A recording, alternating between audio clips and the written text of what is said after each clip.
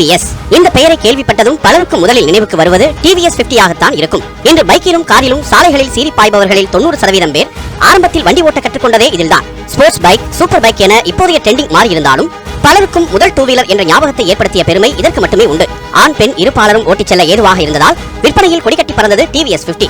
இன்றைக்கு ஆண்டுக்கு 20,000 கோடி ரூபாய்க்கு மேல் வியாபாரம் செய்யும் டிவிஎஸ் மோட்டார்ஸின் அடையாளமும் இதுதான். திருநெல்வேலி மாவட்டத்தில் உள்ள நாங்குநேரியில் இருந்து சுமார் 15 கிலோமீட்டர் தொலைவில் இருக்கிற ஒரு சிறிய ஊர் திருக்குறுங்குடி. இந்த ஊரில் 1877 ஆண்டு பிறந்தார் சுந்தரம். இவரது அப்பாவின் பெயர் வெங்குராமசுவாமி. திருக்குறுங்குடி வெங்குராமசுவாமி சுந்தரம் என்பதன் சுருக்கமே டிவிஎஸ் நிறுவனம். சுந்தரம் ஐயங்கார் என அழைக்கப்படும் இதன் நிறுவனரின் இளமைக்கால கனவு சுயமாக தொழில் தொடங்க வேண்டும் என்பதே. அப்படி அவர் தொடங்கிய ஒரு நிறுவனம் இன்று பெரும் தொழில் சாம்ராஜ்யமாக மாறியிருக்கிறது. 18ஆம் நூற்றாண்டின் இறுதியில் பிறந்தவரான சுந்தரம் ஐயங்கார் சிறுவனாக இருந்தபோதே படிப்பில் சிறந்து விளங்கினார். திருச்சூரின் அரசு உயர்நிலைப் பள்ளியில் 8 ஆண்டுகளும், திருநெல்வேலி இந்து கல்லூரியிலும், கோயம்புத்தூர் போதனா பயிற்சி கல்லூரியிலும் படித்தார். திருச்சியிலும் தஞ்சையிலும் வங்கி மற்றும் ரயில்வே துறையில் சில ஆண்டுகள் பணியாற்றியதன் மூலம் அவருக்கு கிடைத்த சம்பாத்தியமும் அதிகம். எப்போதும் வணிகத்தின் மீது சுந்தரம் ஐயங்காருக்கு நாட்டம் இருந்ததால் அவர் தனது வேலையை விட்டு தொழில் தொடங்குவதிலேயே ஆர்வமாயிருந்தார். அந்த ஆர்வத்திற்கு செயல் வடிவம் கொடுத்தது திருவல்லிக்கேணி இலக்கிய சங்கத்தில் நடைபெற்ற ஒரு நிகழ்ச்சி. ஒருமுறை பணி நிமித்தமாக சென்னை வந்த சுந்தரம் ஐயங்கார் திருவல்லிக்கேணி இலக்கிய சங்கத்தில் உரையாற்றிய ஆங்கிலேயர் ஒருவரின் பேச்சை கேட்டார்.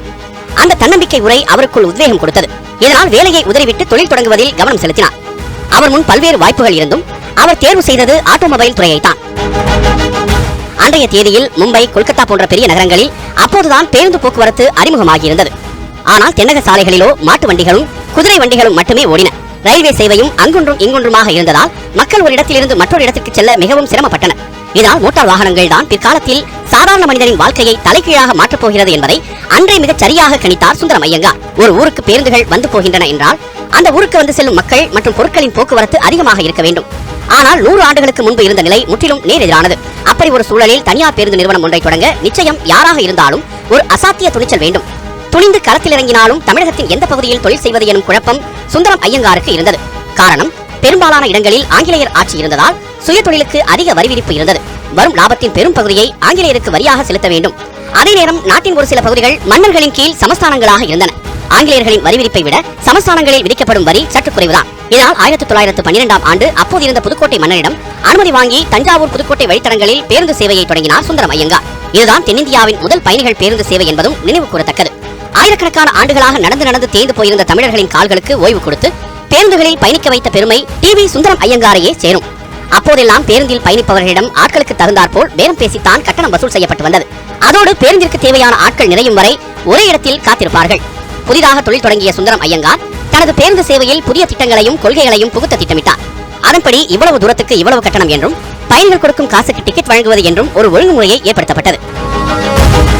எல்லாவற்றுக்கும் மேலாக பேருந்து எப்போது புறப்பட்டு எந்த நேரத்தில் போய் சேரும் என்பதை தெரியாமல் இருந்ததை மாற்றி குறிப்பிட்ட நேரத்துக்கு இந்த பேருந்து புறப்படும் என்ற நடைமுறையை நாட்டுக்கே அறிமுகப்படுத்தியவரும் சுந்தரம் ஐயங்கார் தான்.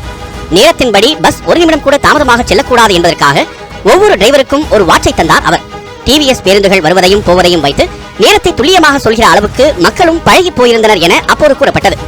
ஆனால் டிவிஎஸ் பேருந்துகளின் நேரம் தவறாமைக்கு சோதனையாக இருந்தது மாடுகளும் குதிரைகளும் தான்.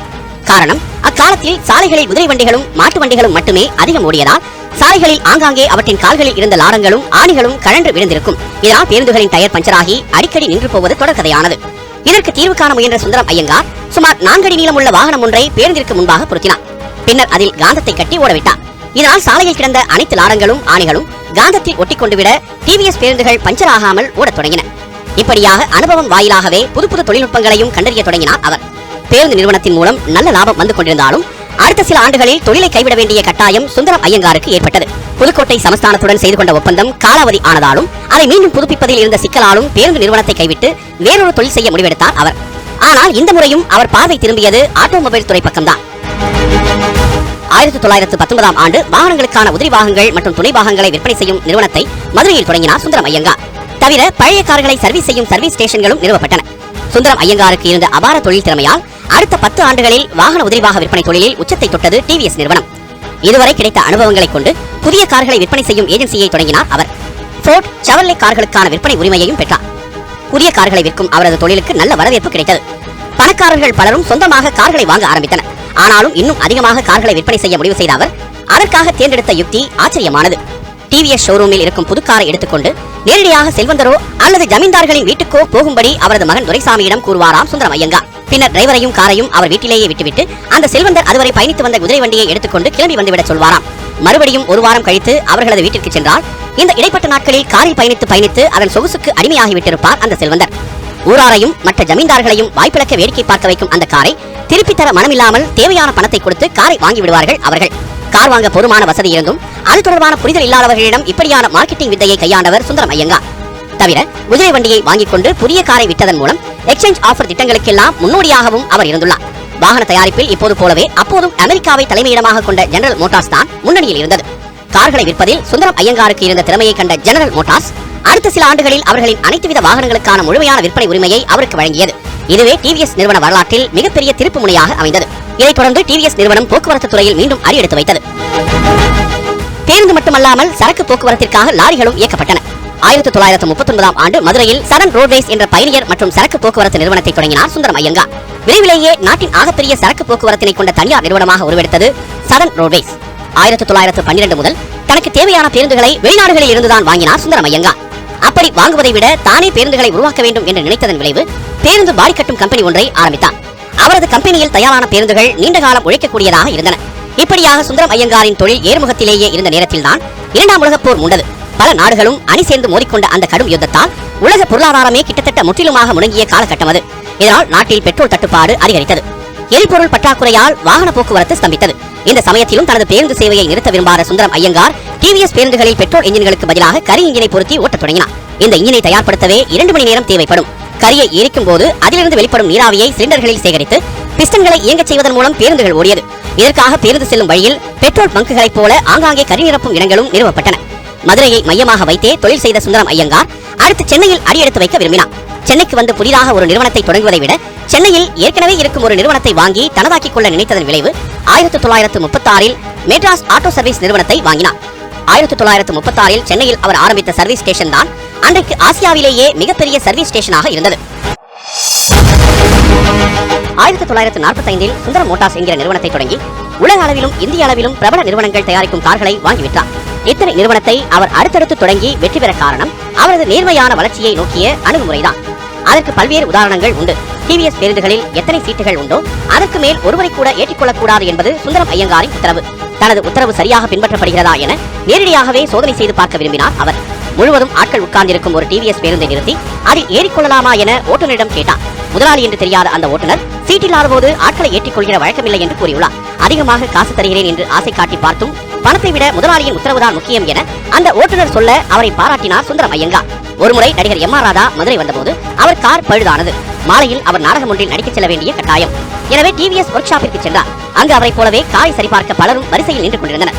மிகவும் அவசரம் என்பதால் ஒரு மெக்கானிக்கை தனியாக அழைத்துச் சென்று தமது காரை உடனடியாக சரி செய்து தரும்படி கேட்டுள்ளார் எம்.ஆர். ராதா. ஆனால் எல்லோரையும் போல வரிசையில் வாருங்கள் என கூறியுள்ளார் அந்த மெக்கானிக். நான் கூட வரிசையில் தான் வர வேண்டுமா என ராதா கேட்க, எங்கள் முதலாளியும் வரிசையில் நின்றுதான் அவர் காரை சரி செய்வார் என்று சொன்னார் அந்த மெக்கானிக். இவ்வாறு சிறு விஷயங்களில் கூட சமரசம் இல்லாத ஒரே ஒழுங்குடன் இயங்கியதால் தான் ஒட்டுமொத்த டிவிஎஸ் நிறுவனமும் நிலையான மற்றும் சீரான வளர்ச்சியை நோக்கி பயணித்தன. சுந்தரம் ஐயங்கார் முற்போக்கு சிந்தனையாளரும் கூட. இளம் வயதிலேயே விதவையான அவரது மூத்த மகள் சௌந்தரத்தை மகள் விரும்பியபடியே வேறு ஒரு சமூகத்தைச் சேர்ந்த நபருக்கு மறுமணம் செய்து வைத்தார். அதாவது பெரியாரின் சாதி மறுப்பு பிரச்சார காலகட்டத்திற்கு முன்பே அவர் கலப்பு திருமணத்தை ஆதரித்திருந்தார். நேர்மையான அணுகுமுறை, தீர்க்கமான சிந்தனை, கடுமையான உழைப்பினால் வெற்றிக்கான தொழிலதிபராக விளங்கிய சுந்தரம் ஐயங்கார் தனது நிறுவன ஊழியர்கள் நலன் மீது எப்போதும் தனி அக்கறை செலுத்தி வந்தார். அவர்களுக்கான நலத்திட்டங்களை தன்னுடைய நிறுவனத்தில் செயல்படுத்தியவர். ஓய்வு பெறும் வயதில் தொழில் நிர்வாகத்தில் இருந்து விலகிய அவர் மொத்த பொறுப்புகளையும் தமது புதல்வர்களிடம் ஒப்படைத்தார். 1955ஆம் ஆண்டு ஏப்ரல் 28ஆம் தேதி மறைந்தார் சுந்தரம் ஐயங்கார். அப்போது அவருக்கு வயது 78. இந்திய தொழில்துறை வளர்ச்சியில் சுந்தரம் ஐயங்காரின் பங்களிப்பை பெருமைப்படுத்தும் விதமாக வெண்கலம் மற்றும் பளிங்கினால் ஆன மார்பளவு சிலையை மதுரையில் 1957ஆம் ஆண்டு திறந்து வைத்தது அப்போதைய மத்திய அரசு. சுந்தரம் ஐயங்காரின் மறைவுக்கு பின் அவரது புதல்வர்களான ராஜம், சீனிவாசன், கிருஷ்ணா, சந்தானம் ஆகியோர் டிவிஎஸ் நிறுவனத்தின் எல்லையை விரிவுபடுத்த தொடங்கினார்கள். வாகன பாகங்களை சந்தைப்படுத்துவதின் முக்கியத்துவத்தை அப்போதே உணர்ந்து எங்கெல்லாம் முடியுமோ அங்கெல்லாம் விநியோகஸ்தர்களை நியமித்தார்கள். போக்குவரத்து தொழிலில் ஈடுபட்டவர்களுக்காக தவணை முறையில் வாகனங்களை வாங்க உதவும் சுந்தரம் பைனான்ஸ் நிறுவனம் 1958ஆம் ஆண்டு தொடங்கப்பட்டது. இந்த நாட்டிலே மிகப்பெரிய நிதி நிறுவனங்களில் ஒன்றாக உருவெடுத்துள்ளது சுந்தரம் பைனான்ஸ். இப்படியாக ஒரு மனிதனின் பேரார்வத்தால் துவங்கப்பட்ட ஒரு தொழில் வளமான குடும்ப தொழிலாக உருவெடுத்தது.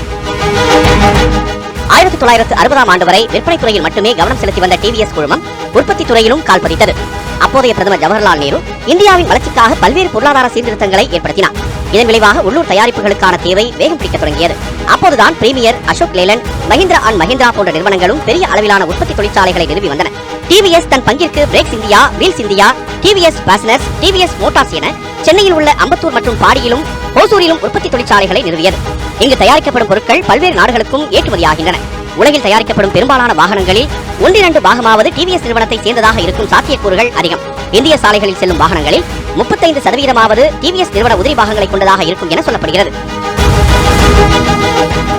அனைத்து நிறுவனங்களும் சந்திக்கும் தடைகளையும் சிக்கல்களையும் டிவிஎஸ் நிறுவனமும் சந்தித்தது. 1970களில் பயணிகள் போக்குவரத்து துறையை கருணாநிதி தலைமையிலான அன்றைய திமுக அரசு நாட்டுடைமையாக்கியது. இதனால் லாபத்தில் இயங்கி வந்த டிவிஎஸ் பேருந்துகள் அனைத்தும் அரசுடைமையானது. இதற்கடுத்தும் பிரச்சனைகள் தொடர்ந்தன. 1977ல் டிவிஎஸ் நிறுவனத்தின் தொழிலாளர்கள் முதன்முறையாக வேலைநிறுத்த போராட்டத்தில் ஈடுபட்டனர். பேச்சுவார்த்தை மூலம் தொழிலாளர்களின் கோரிக்கைகள் சாமர்த்தியமாக நிறைவேற்றப்பட்டதால் அந்த பிரச்சனை முடிவுக்கு வந்தது. டிவிஎஸ் குடும்பத்தின் 3ஆம் தலைமுறையின் கீழ் நிறுவனம் மேலும் முன்னேற்றம் அடைந்தது. சுரேஷ் கிருஷ்ணா, எஸ் ராம், எஸ் விஜி, வேணு ஸ்ரீனிவாசன், கே மகேஷ், ஆர் தினேஷ் போன்ற நன்கு தெரிந்த சில முகங்கள் 4ஆம் தலைமுறை நிறுவனங்களை நடத்துகின்றன. 1980ஆம் ஆண்டு டிவிஎஸ் குழுமம் வழக்கத்திற்கு மாறாக ஒன்றை செய்தது. நேரடி வாடிக்கையாளர் பிரிவில் முதல் முயற்சியாக டிவிஎஸ் 50 இருசக்கர வாகனத்தை அறிமுகப்படுத்தியது சுந்தரம் கிளேட்டன். எரிபொருள் சிக்கனம் மிக்க இலகுவான இருசக்கர வாகனத்திற்கு அப்போது நாட்டில் அதிக தேவை இருந்தது. டிவிஎஸ் நிறுவனமும் சரியான நேரத்தில் இதனை அறிமுகப்படுத்தியதால் விற்பனையில் சக்கை போடு போட்டது. டிவிஎஸ் 50 அடைந்த வெற்றியால் சுந்தரம் கிளேட்டன் இந்தியாவின் முன்னணி இருசக்கர வாகன உற்பத்தியாளராக உருவெடுத்தது. 90களில் பொருளாதாரம் திறக்கப்பட்டு பன்னாட்டு வாகன உதிரிபாக தயாரிப்பாளர்கள் இந்தியாவுக்கு வர ஆரம்பித்ததும் டிவிஎஸ் போன்ற உள்ளூர் நிறுவனங்களின் கதை முடிந்ததாகத்தான் கருதப்பட்டது. பழமையான குடும்பங்களால் நிர்வகிக்கப்பட்டும் நிறுவனங்கள் இந்த பொருளாதார சீர்திருத்த காலத்தில் தாண்டி வர முடியாது என கருதப்பட்டது. ஆனால் இந்த நிறுவனம் தன்னை புதுப்பித்துக் கொண்டதோடு அல்லாமல் அக்காலம் அளித்த வாய்ப்புகள் அனைத்தையும் முழுமையாக பயன்படுத்திக் கொண்டது. 1990களில் இருந்து 2000 வரை உள்நாட்டு வாகன உற்பத்தி நிறுவனங்கள் பெரும் மாற்றத்தை சந்தித்தன. வெளிநாட்டு நிறுவனங்களின் வருகையால் இங்கு தயாரிக்கப்படும் ட்ரக்குகள், கார்கள், 2 சக்கர வாகனங்களின் எண்ணிக்கை 50 லட்சத்திற்கும் மேலாக அதிகரித்தது. டிவிஎஸ் நிறுவனம் வளர்ச்சிக்கு ஈடு கொடுத்ததோடு மட்டுமல்லாமல் வெளிநாடுகளிலும் தரம் பதித்தது. சுந்தரம் கிளேட்டன் ஜப்பானில் உள்ள சுசுகி நிறுவனத்துடன் ஒப்பந்தம் மேற்கொண்டு டிவிஎஸ் சுசுகி எனும் கூட்டு நிறுவனம் உருவானது. அடுத்த சில மாதங்களில் நாட்டின் முதலாவது 2 ஸ்ட்ரோக் பைக்கான இன்சுசுகி அறிமுகம் செய்யப்பட்டது. இது நாட்டின் இருசக்கர வாகன துறையில் ஒரு புரட்சியையே ஏற்படுத்தியது என்றே கூறலாம். இதன் சைலன்சர்களில் இருந்து வரும் மிரட்டலான சவுண்டுக்கு இன்றளவும் பலரின் விருப்பமான ஒன்றாக இந்த வாகனம் உள்ளது. இதேபோன்று ஹோண்டா மோட்டார் நிறுவனம் முஞ்சலின் ஹீரோவும் ஒன்று சேர்ந்து ஹீரோ ஹோண்டா எனும் நிறுவனத்தை ஏற்படுத்தின. அந்நிறுவனம் அறிமுகப்படுத்திய CD100 மற்றும் ஸ்ப்ளெண்டர் பிளஸ் பைக்குகள் 20 ஆண்டுகளுக்கு மேலாக இந்திய சாலைகளை ஆண்டு வந்தன. இதனால் டிவிஎஸ் சுசுகி நிறுவனம் கடும் நெருக்கடிகளை சந்தித்தது. ஆனாலும் அதிலிருந்து மீள்வதற்கான வழியை கண்டுபிடித்து 100cc பைக்குகளில் மாறுபட்ட வடிவங்களை கொண்டு வந்தது. அடுத்ததாக டிவிஎஸ் ஸ்கூட்டி எனும் ஸ்கூட்டர் அறிமுகம் செய்யப்பட்டது. இதுவும் சந்தையில் பெரும் வெற்றியடைந்து நிறுவனத்திற்கு லாபத்தை ஈட்டி தந்தது. 1995ஆம் ஆண்டு வாக்கில் இருசக்கர வாகன தயாரிப்பில் ஹீரோ ஹோண்டாவுக்கு அடுத்தபடியாக நாட்டின் 2வது பெரிய நிறுவனமாக உருவெடுத்தது டிவிஎஸ் சுசுகி. பின்னர் அறிமுகம் செய்யப்பட்ட ஸ்பெக்ட்ரா எனும் 4 ஸ்ட்ரோக் ஸ்கூட்டர் சந்தையில் எந்த சலசலப்பையும் ஏற்படுத்தவில்லை. கூடவே ஹீரோ ஹோண்டாவுடன் சேர்த்து யமஹா, பஜாஜ் போன்ற நிறுவனங்களும் கடும் போட்டியாளர்களாக இருந்தன. டிவிஎஸ் சுசுகி கூட்டு நிறுவனத்துடனான உறவு 2001ஆம் ஆண்டு முடிவுக்கு வந்தது. இதனால் டிவிஎஸ் சுசுகி டிவிஎஸ் மோட்டார்ஸாக மாற்றமடைந்தது.